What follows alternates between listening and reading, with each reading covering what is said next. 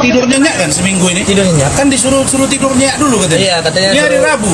Besok Kamis. Iya, katanya suruh puas-puasin. Aduh, udah puas terus kok. Ya.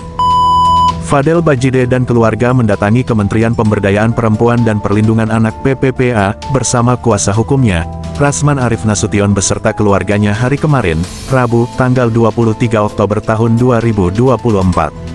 Kedatangan Fadel bersama kuasa hukumnya itu disinyalir untuk membicarakan soal laporan Nikita Mirzani terhadap kliennya.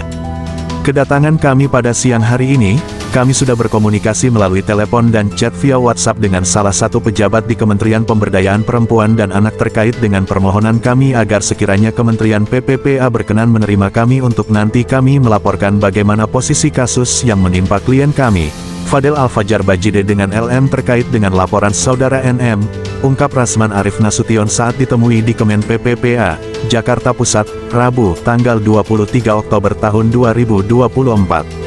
Sementara itu Fadel Bajide menegaskan bahwa kedatangannya ke Kemen PPPA untuk memberitahukan apa yang dirinya ketahui mengenai Laura Meizani yang merupakan putri dari Nikita Mirzani.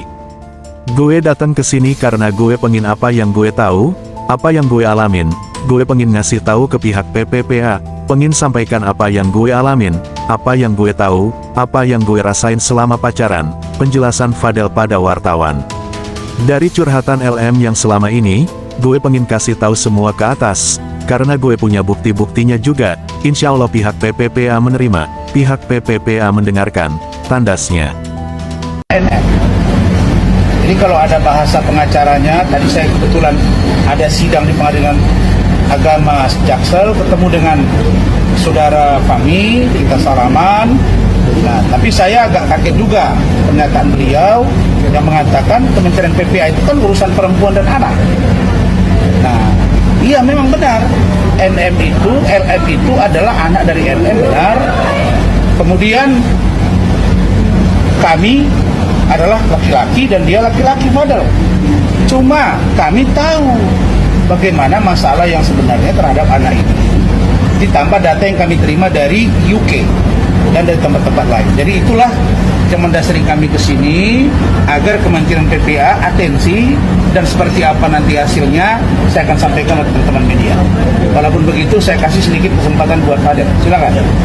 Mana Fadel? Buat datang ke sini, gue pengen apa yang gue tahu, apa yang gue alamin, gue juga pengen kasih tahu ke pihak Kementerian PPA, pengen disampaikan juga apa yang gue alamin, apa yang gue tahu, apa yang gue rasain selama pacaran.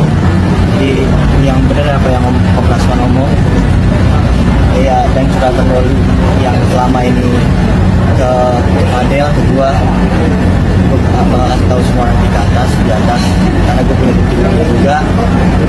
Dan insya Allah nanti di pihak PPA juga menerima, pihak PPA juga mendengarkan omongan gue. Baik, itu dulu. Oke, itu dulu. Nanti kita jelasin. Pokoknya ada kejutan-kejutan nanti saya sampaikan.